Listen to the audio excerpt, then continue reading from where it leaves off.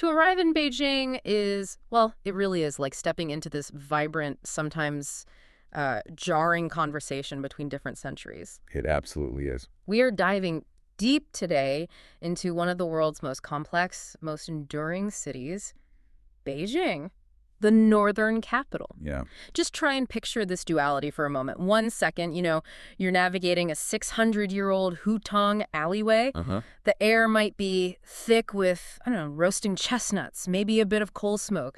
You hear the sounds of local life bouncing off those amazing gray brick courtyard walls. You really feel the weight of all that dynastic history. And then, bam.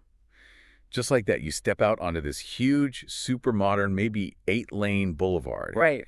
And you're completely dwarfed by these like crazy architectural marvels of the 21st century. The CCTV headquarters, all those shiny towers in the CBD. That really intense, almost disorienting contrast where the imperial past is still physically there, part of the modern street. That's the real Beijing. It's not a city that just paved over everything. No, not at all. Yeah. It's a place where, 3,000 years of civilization is still living, breathing, and sort of arguing with its own dynamic future.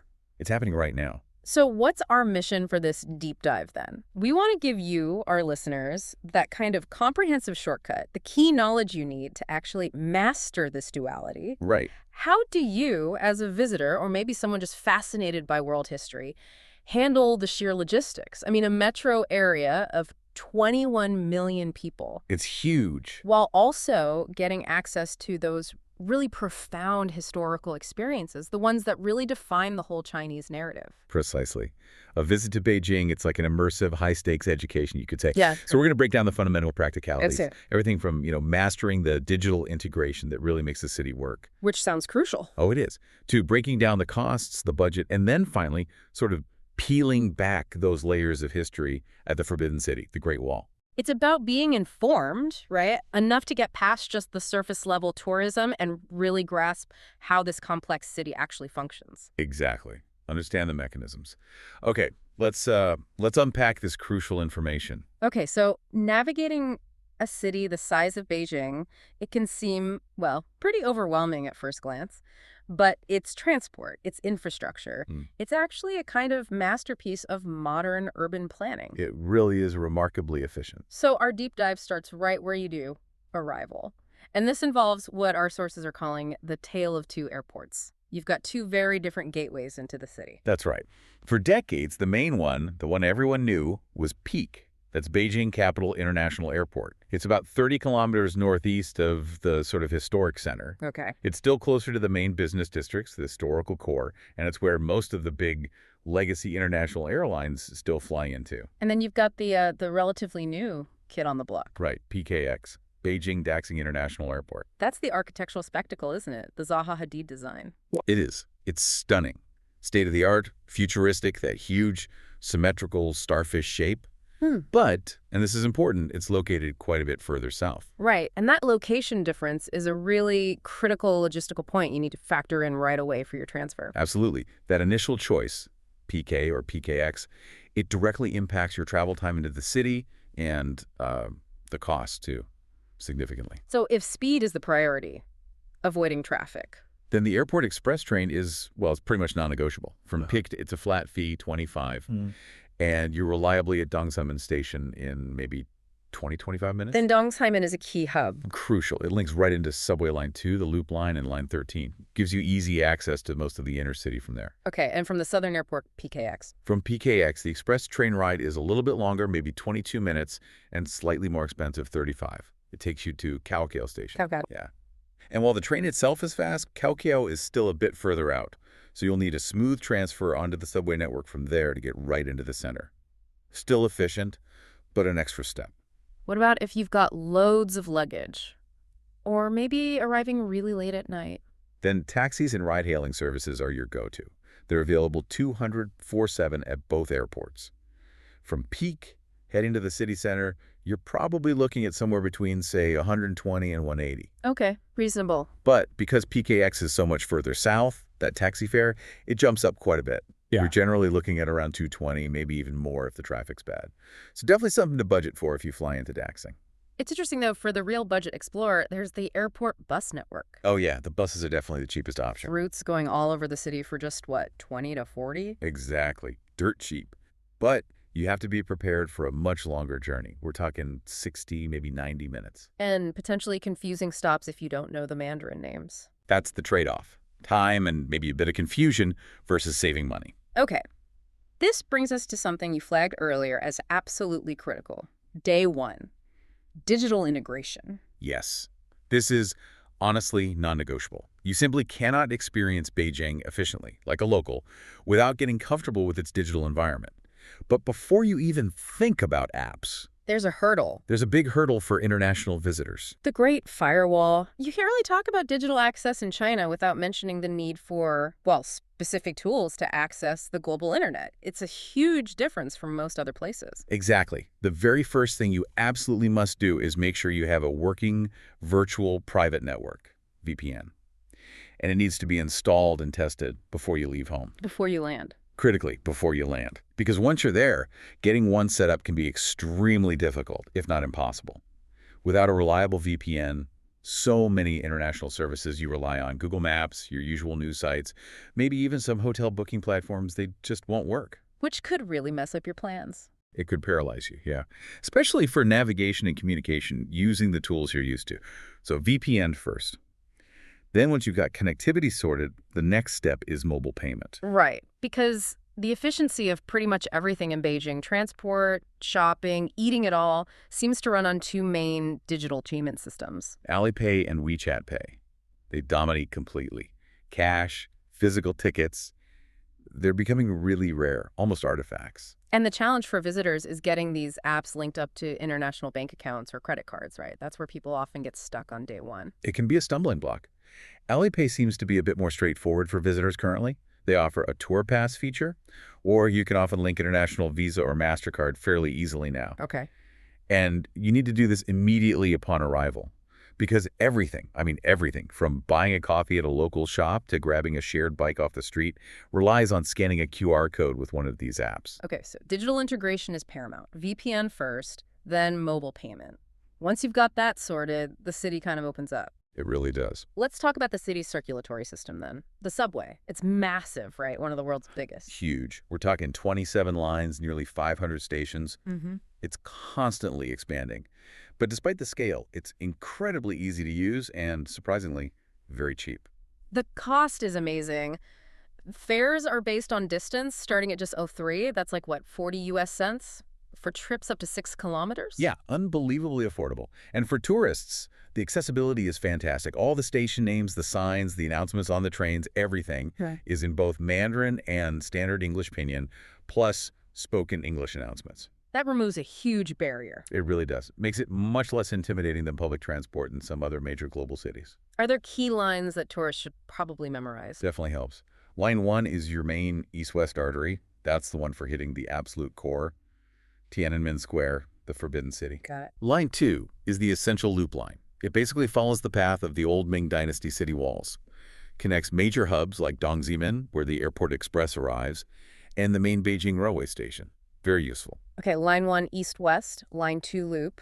And line 5 is a key north-south connector. That's the one you'll likely use to get to the Temple of Heaven down south and the Lama Temple up north. Perfect. And how do you actually pay? Forget tokens, you said. Yeah, tokens are pretty much gone. The easiest, most common method now is just using your mobile payment app, Alipay or WeChat Pay. The ones you set up on day one. Exactly.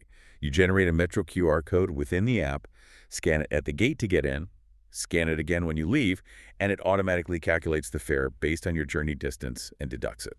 Super smooth. Is the old Hutong card still an option, the physical top-up card? It still exists, yeah. Yeah. You could buy and load a physical Hutong card at stations, but honestly, the digital QR code via your phone is just the standard now, much more convenient. Okay, so subway sorted. Now, moving above ground. This is where things get really, really different from maybe what Western visitors are used to, particularly with taxis. Oh, completely. Traditional street hailing. Yeah. Waving down a taxi on the road. That's largely, well, obsolete in Beijing now. Really? Pretty much.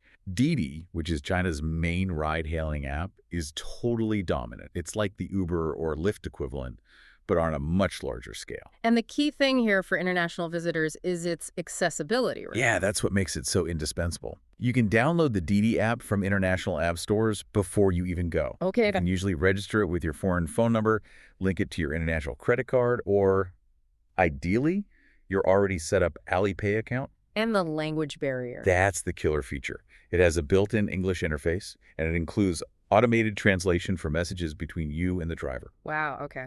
So you can type your destination in English, the driver sees it in Chinese, they can message you in Chinese, you see it in English. It's a massive help for getting exactly where you need to go, especially navigating those tricky little Hutong alleys where a driver might need clarification. That translation feature sounds like a lifesaver. But I guess I do wonder sometimes, with Didi being so dominant, does relying almost entirely on this one massive app raise any issues? Maybe privacy concerns, or what happens if someone just can't get their foreign details linked up right away? Are they kind of stuck? That's a really valid point. From a privacy perspective, yes, having almost all your movement data consolidated onto one platform is certainly something users should be aware of. Right. And yes, if you hit a technical snag and just cannot link a payment method successfully, maybe your bank blocks it initially or something, you are significantly limited. The traditional backup is slow. So traditional taxis do still exist. They do. You can still find licensed taxis, especially queuing at hotels or major train stations. Mm-hmm. You need to look for the official ones. They usually have a B on the license plate. They must use the meter and display the driver's license. Okay. Flagfall rate starts at 13 for the first 3 kilometers. But the big issue is communication. You absolutely must have your destination address written down clearly in Chinese characters. No English. Assume zero English communication is possible, which is precisely why Didi, with its translation, has become so essential. Digital integration isn't just a convenience, it's almost mandatory for smooth surface travel. Got it. Okay, so Didi is key. What about another way to reclaim some independence on the streets? Cycling. Ah, yes, the cycling renaissance. Beijing is fantastic for cycling. It's remarkably flat, historically a city of bicycles. And the shared bikes are everywhere, right? Absolutely ubiquitous. Dockless sharing schemes, mainly Didi Bike and Hello Bike, are on practically every street corner. How do they work? Super simple. You use your Alipay or WeChat app again, scan the QR code on the bike, it unlocks, and you ride. It costs just a few yuan per hour, incredibly cheap. And this isn't just about getting from A to B, is it? No, it's much more than that. It's an immersive experience. Mm-hmm. Honestly, cycling is the best, most intimate way to explore those incredible historic Hutong alleyways.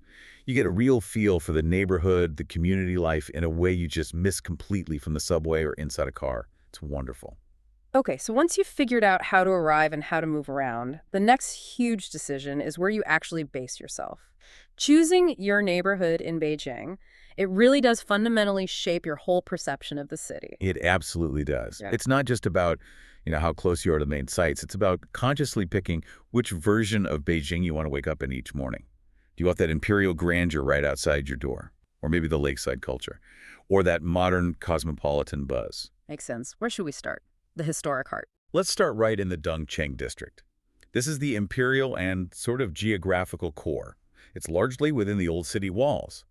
For first-timers, for history buffs, this is often the default choice because you are literally right there. Maximum convenience for the Forbidden City, Tiananmen Square, and key subway lines. And within Dongcheng, there are different vibes, right? Like Wangfujing. Exactly. Wangfujing is the famous classic commercial street. Think high-end shopping, big department stores, luxury international hotels, the peninsula, the Regent Beijing, places like that. So the pros are obvious. Undisputed pros. Mm-hmm. Sheer convenience, very high standard of accommodation, and yes, you are within easy walking distance of those absolute must-see historical sites and museums. But there's a downside. There is. The atmosphere is very commercial, very modern, maybe a bit sanitized. And the hotels here are generally the most expensive in the city. You definitely sacrifice some of that old Beijing authentic feel for sleek, modern convenience. The history isn't spilling onto the street here. You have to walk a bit to find it. Okay, so Wangfujing is luxury and convenience. What's the contrast within Dongcheng? Head just south of Tiananmen Square to Qianmen and Dashilan. Now it's Dashilar. This area feels much more like old Beijing. It has these beautifully restored pedestrian streets, shops that have been there for centuries, a really lively historic street food scene. It's great for just soaking up the atmosphere. Sounds more my style. What are the pros and cons there? Pros, still an excellent, very central location, often much better value for money on accommodation compared to Wingfujing. And you get to wake up right in the middle of a traditional urban environment, which is fantastic. Thoughts? Well, because it's an older district, the architecture means some hotels might have, slightly older facilities. Not necessarily bad, just different. And the really key thing is access. Those charming, narrow Hutong alleys often mean taxis can't pull right up to the door. You might have a short, maybe 50-meter walk from the main road to your hotel entrance. Okay, good to know. Let's move slightly north then to the lakes area, Shichahai. Ah, Shichahai, yes. This offers a completely different kind of immersion. People often call it the poetic soul of old Beijing. It's this beautiful scenic area centered around 3 interconnected lakes, Huhai, Qianhai, and Qihai, lined with weeping willows, surrounded by those traditional Sihuan courtyard homes. Sounds lovely. What's the vibe like? It's wonderfully dualistic. During the day, it's incredibly peaceful. You'll find tea houses, little temples, locals just chatting by the water, maybe playing chess. Very serene. And at night? It transforms, especially the area around Huhai Lake. It becomes this really vibrant, high-energy hub. Loads of bars, live music venues spilling out onto the pavement, bustling restaurant patios. It's got a real buzz after dark. The accommodation there sounds interesting, too. You mentioned Sihuan being converted. Yes, this is really compelling. While sadly many hutongs across Beijing were demolished, in the Shichahai area, a lot of the traditional courtyard homes were actually preserved and restored. Many have been turned into unique boutique hotels or guest houses. So you can actually stay in one? You can. It gives you a really unique lodging experience, one that reflects traditional culture. There's one example of the Shichahai Shadow Art Performance Courtyard Hotel, which is themed around traditional shadow puppetry. You're literally staying inside the culture. But I imagine that unique character comes at a price, reflecting that preservation effort. It does. Staying in a well-restored Sihuan in Shichahai is often quite expensive, reflecting the premium placed on that preserved culture and prime location. It tells a story about gentrification as well as preservation. Okay, so we've done Imperial core, old Beijing charm, lakeside culture. What about the super modern side? Then we pivot sharply east to the cosmopolitan frontier, the vast Chaoyang district. This is 21st century Beijing. This is absolutely the face of modern Beijing. It's huge, sprawling. It's where you find the central business district, the CBD, with all the skyscrapers. Almost all the foreign embassies are located here. It's the modern engine of the city. So if you're there for business, or you want that international global finance feel, Chaoyang is your base. And the absolute heart of Chaoyang's international buzz is Sanlitun. right, famous for nightlife? The liveliest, most cutting-edge nightlife scene, definitely. But also international boutiques, innovative restaurants, lots of expats. It's the cosmopolitan core. Does Chaoyang have cultural sites too, or is it all business and nightlife? Oh, it has critical cultural hubs, but modern ones. We'll talk more about the 798 Art District later. That's Beijing's premier contemporary art zone, built in old factories. Very cool space. Okay. And you also have the Olympic Park in Chaoyang with the iconic Bird's Nest Stadium. That whole area really cemented Chaoyang's identity as the district representing Beijing's global ambition and its modern architectural statement. And accommodation in Chaoyang, mostly big international chains. Predominantly, yes. Dominated by the high-end international brands, Four Seasons, Westin, hotels like that, reflecting the business and diplomatic focus of the district. Okay, let's talk money. Beijing is, a major global capital city, but I get the sense its cost structure is maybe more accessible than, say, Tokyo or London or New York. Generally, yes. Yeah. It can be surprisingly affordable, especially compared to those cities. But you really need to understand the cost nuances to manage your budget and expectations effectively. So let's break it down. Maybe look at some daily budget blueprints based on, say, 2025 estimates. Good idea. Let's start with the Budget Explorer. We're talking probably somewhere in the range of $300 to $600 per day. Which is roughly? Roughly US $40 to $85 a day. Now, this means you're staying in hostels, dorm rooms probably. You're eating mostly street food, maybe tiny local little shops. And you're relying exclusively on public transport, the subway, the bus, no taxis or Didi. So doable, but requires some diligence. Requires efficiency and being comfortable with basic accommodation and food. Definitely doable, though. What about the next step up, the mid-range traveler? This feels like where most international tourists might land. I agree. This is probably the sweet spot. Budget-wise, let's say $600 to $1,500 per day. Okay, so US $85 to maybe $210 per day. Exactly. This kind of budget allows for a comfortable stay in a decent 3-star, maybe even a 4-star hotel. You can enjoy a good mix of dining, trying popular local restaurants, maybe some casual international places too. And you can supplement the subway with the occasional Didi ride, maybe for convenience getting back late at night. That sounds pretty comfortable. And the top end, the luxury connoisseur. Here, we're starting at $1,500 per day, so US $210 plus. And honestly, that starting point might just cover your room rate at a 5-star international hotel. Right. This tier opens up everything. Fine dining experiences, hiring private drivers or guides, high-end shopping, bespoke tours, the works. Sky's the limit, really. But one area where Beijing seems to offer amazing value, regardless of your budget, is food. Oh, absolutely. Dining is a massive cultural highlight and doesn't have to break the bank at all. Like street food. You can feast like royalty for pennies. A classic savory breakfast jambing, that sort of crepe. Maybe 8. That's just over $1. Wow. A big, hearty, really filling bowl of zhajangmian, that's the famous Beijing noodle dish with soybean paste, probably only $15 to $25. Less than $4. Yeah. And even a proper sit-down meal at a popular, busy neighborhood restaurant. You can have a very satisfying meal, maybe with a local beer, for $50 to $150 per person. So maybe $7 to $20. Incredible value. Okay, let's talk about the quintessential Beijing food experience, Peking duck. This really illustrates the cost range, doesn't it? You have to try it, but the price tag varies wildly. It does. It's the perfect example of the Peking duck spectrum. The price often reflects the ambiance, the service level, the location, more than a massive difference in the duck itself, especially between mid-range and budget. So where can you get it on a budget? There are local favorites, often packed, maybe a bit chaotic, but serving amazing duck. A great example is Ziguang Yuan. It's actually a halal restaurant, very popular with locals. You can get a whole, crispy-skinned duck, carved, with all the pancakes and condiments, for an unbelievable $98. Under $15 for a whole duck. Yeah. It's fast, it's noisy, it's delicious, pure local experience. Okay, moving up to mid-range, where a lot of tourists might go. Then you're looking at places like Ciji Menfu. They're critically acclaimed, have multiple locations, often near tourist sites. Here, you're paying a bit more, maybe $228 for a whole bird. So around $30. Right. And what you're getting for that extra cost is a nicer ambience, maybe linen tablecloths, and often a more theatrical tableside carving presentation by the chef. It's probably the perfect balance of price, quality, and experience for most visitors. And the luxury end, for a real splurge. Then you're looking at famous gourmet interpretations like Dadong or perhaps Hutong Plus. Here, it's about the chef's artistry, maybe innovative side dishes, an extensive wine list, impeccable service in a very refined setting. A whole duck might start at $398, so over $55. And the rest of the meal adds up quickly there, I imagine. Absolutely. The duck itself might be subtly different, maybe even leaner or cooked differently, but the main jump in price is for the overall fine dining environment and brand name. Okay, so duck for every budget. Now, shifting gears to accessing the history. The big sites. Entrance fees seem reasonable on paper. Forbidden City is $60 in peak season. Temple of Heaven combo ticket, $34. The headline prices are very reasonable, yes, but there is a huge crucial alert here that visitors absolutely need to know about. What's that? Many, if not most, of the major historical sites now require advance online booking.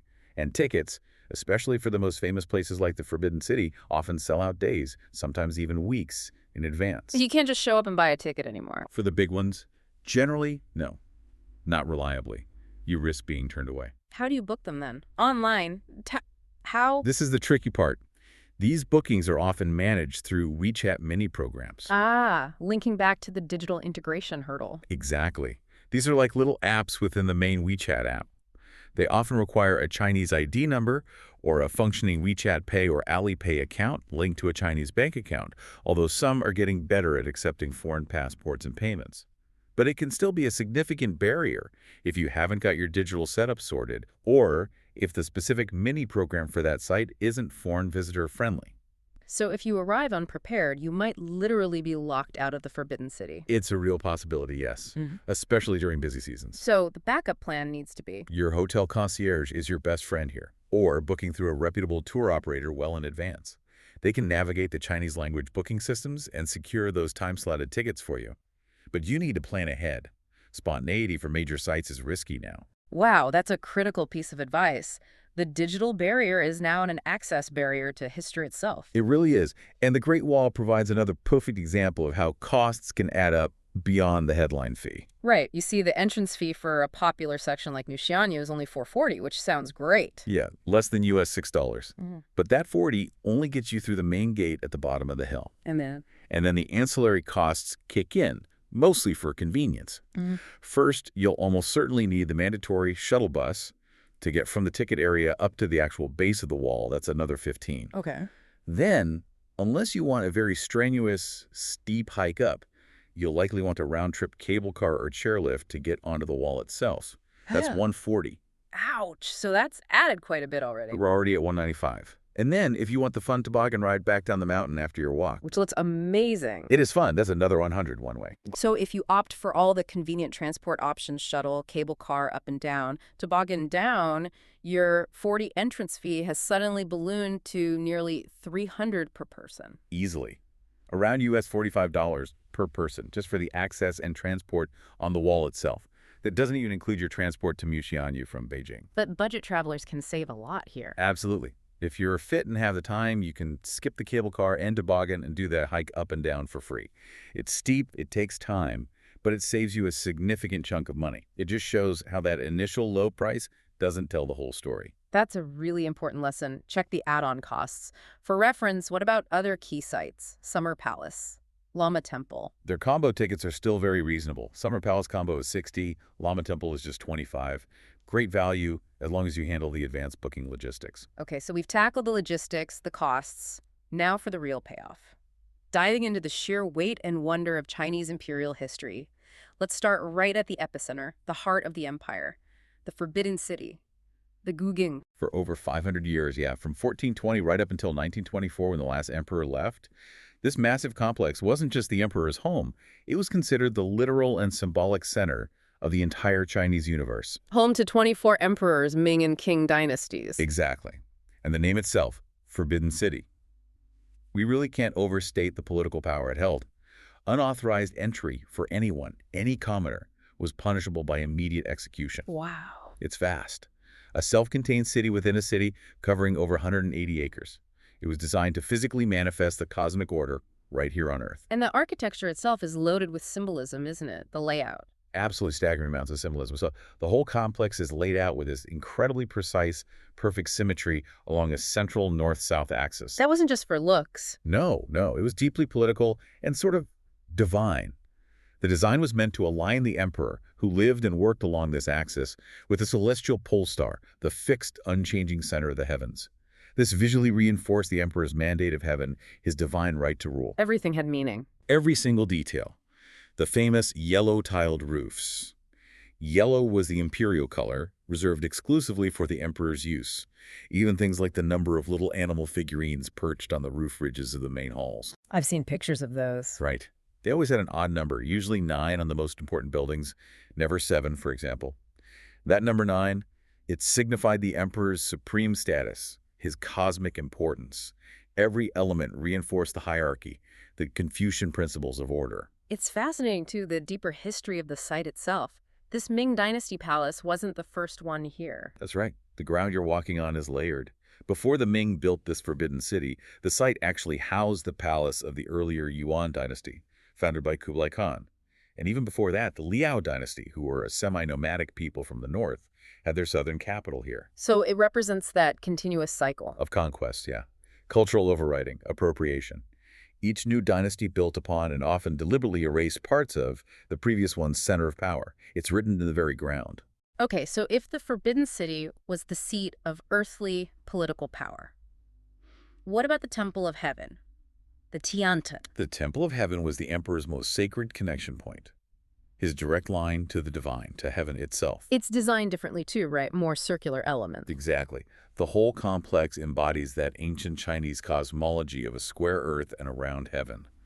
This was where the emperor, in his unique role as the son of heaven, performed the absolute most important state rituals. Twice a year. Twice a year, usually.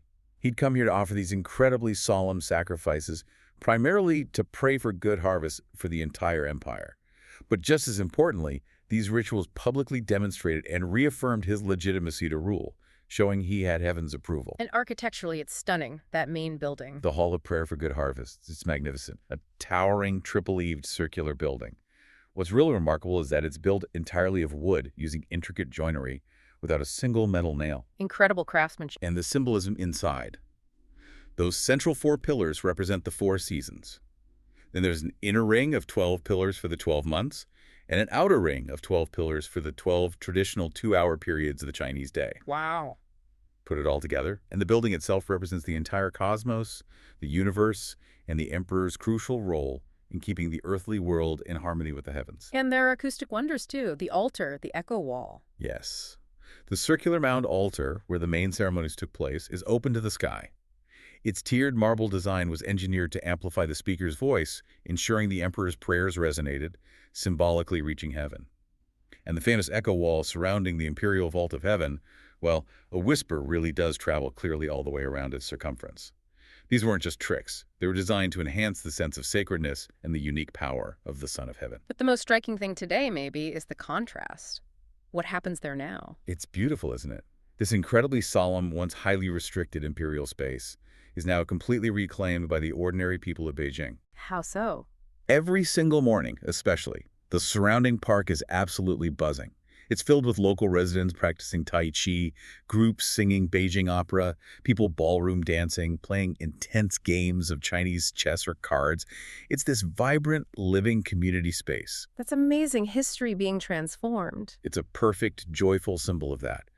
The sacred imperial past becoming part of the vital daily life of the modern city. Okay, from the Temple of Heaven to maybe the most globally recognized symbol of China, the Great Wall, Chongqing. Ah, the wall. What's really fascinating, as you pointed out, is that it's not one single wall. Not at all. It's a massive, sprawling system, a series of fortifications, watchtowers, barracks, garrison towns, even natural barriers like mountains and rivers, all incorporated, built and rebuilt by different dynasties over something like 2,000 years. So choosing which section to visit is actually a really key decision.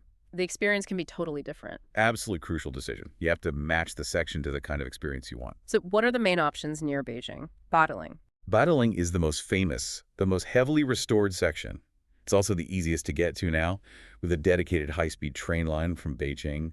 But the downside is Crowds. overwhelming crowds, Yeah. especially during peak season or weekends.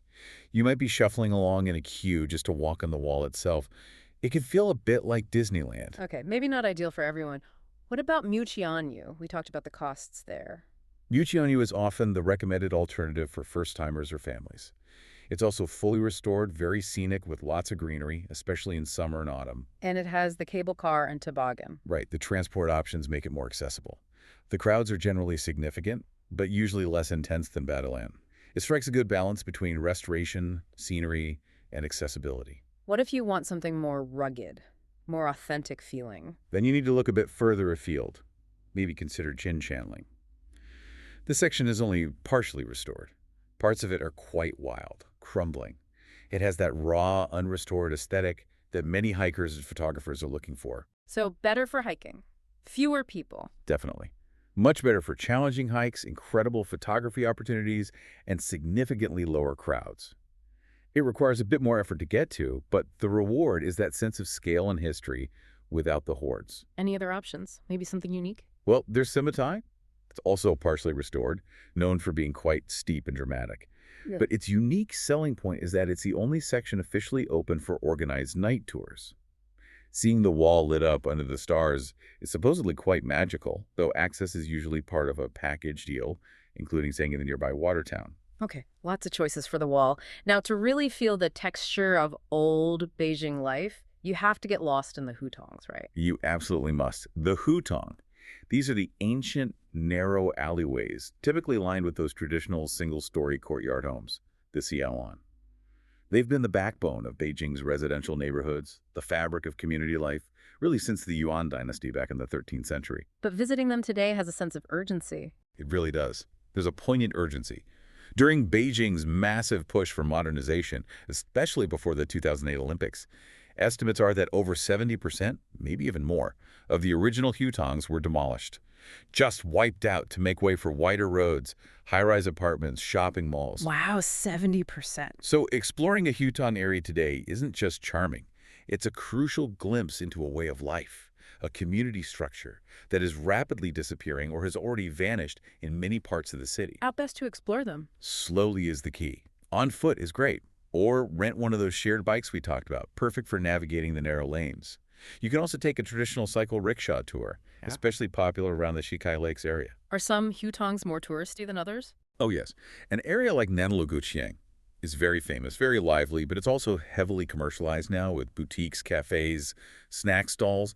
It's fun, but maybe less authentic. For a quieter, more residential feel, you might just wander off the main streets into areas like Kaohsiung Hutong near the Drum and Bell Towers. That's where you really feel the genuine, close-knit community atmosphere. Okay, and finally, we have to touch on the modern pulse of the city, too, reconciling the old with the new, art and architecture. Absolutely. And the best place to feel that contemporary energy is the 798 Art District. In Chaoyang District. Yes. It's Beijing's absolute premier hub for contemporary art. Galleries, studios, installations. It really showcases the city's dynamism and its connection to the global art scene. And the setting itself is historic, old factories. That's what makes it so fascinating. It was built in the 1950s as a complex of state-owned electronics factories designed by East German architects in the Bauhaus-style, very functional socialist modernism. And they repurposed them. Exactly. When the factories were decommissioned, artists started moving into the vast, light-filled industrial spaces in the early 2000s. Now it's this amazing blend. You can still see the original industrial machinery, pipelines, sometimes even faded Mao-era propaganda slogans on the walls, right next to cutting-edge international art galleries and trendy cafes. That sounds like a perfect metaphor for Beijing itself. It really is. That dialogue between its mid-century socialist past and its 21st century globalized present, all happening in the same physical space. And we also have to mention the Olympic Park. Definitely. Also in Chaoyang, a vast space built for the 2008 Games, dominated by those iconic structures like the Bird's Nest National Stadium and the Water Cube Aquatic Center. A monument to that moment. A powerful monument to Beijing's 21st century coming out party on the global stage. A statement of immense architectural ambition and national pride. It serves as that modern, large-scale counterpoint to the enclosed imperial weight of the Forbidden City over in Dongcheng. #outro bind. Wow, okay. We have covered a lot of ground. From navigating 2 huge airports in the digital maze to budgeting for Peking duck and feeling the weight of 500 years at the Forbidden City. Let's quickly pull together some final trip essentials. Timing seems absolutely critical for Beijing. It is everything. The optimal times to visit, hands down, are spring, say, April and May, and autumn, September and October. Why then specifically? You generally get the best weather. Mild temperatures, comfortable for walking around, clearer skies, which makes a huge difference for views from the Great Wall or Jingshan Park over the Forbidden City. Just much more pleasant overall. And times to definitely avoid. Absolutely avoid summer if you can. July and August can be very hot, very humid, and it's also peak domestic tourist season because of school holidays, so crowds are high. But there are even worse times. Yes. The absolute worst times, unless you have no choice, are the National Golden Weeks. These are major public holidays, typically around May 1st, Labor Day, and October 1st, National Day. What happens then? The entire country seems to travel. Major tourist sites, transport hubs, they become unbelievably, unmanageably crowded. You could spend hours just queuing to get into the Forbidden City or onto the Great Wall. It can really impact your enjoyment. So check the calendar carefully. Good advice. What about a quick note on cultural etiquette, things to keep in mind? Observing respect is really key. A simple one is using the more formal nine. Neen sounds like neen. Instead of just in AA when you're addressing elders or people in positions of authority, like maybe hotel staff or officials, it shows politeness. Okay, nin A for respect. Anything else? Remember the concept of using both hands when giving or receiving something like a business card, a gift, even money sometimes. It's a small gesture, but it signifies respect. Both hands. Got it. And perhaps most importantly, try to be mindful of face mianzi. This is a complex concept, but basically, avoid causing public embarrassment to someone or losing your own temper publicly. Raising your voice or making a scene is generally frowned upon and can escalate simple misunderstandings. Try to handle disagreements calmly and discreetly. Maintained face. Okay. And one final logistical reminder. Visas. Yes. Always check your specific visa requirements well in advance of travel. Many nationalities still need to apply for a standard L-type tourist visa before they go. But there are transit options now, too. That's right. China has significantly expanded its visa-free transit policies.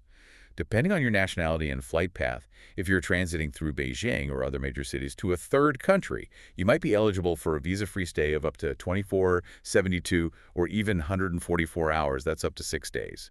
It's a great option for a shorter visit if your flights qualify.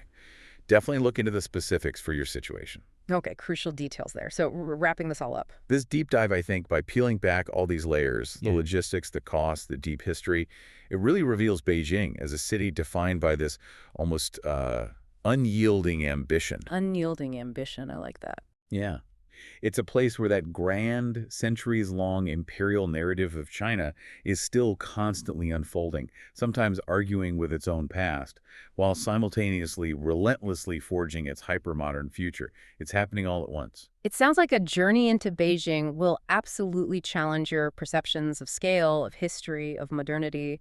It'll inspire you with the architecture, old and new, and it definitely educates you on the enduring power of history and culture. It feels like a really profound and maybe necessary journey for anyone trying to understand our world. I agree. And think back to what we discussed about the Temple of Heaven.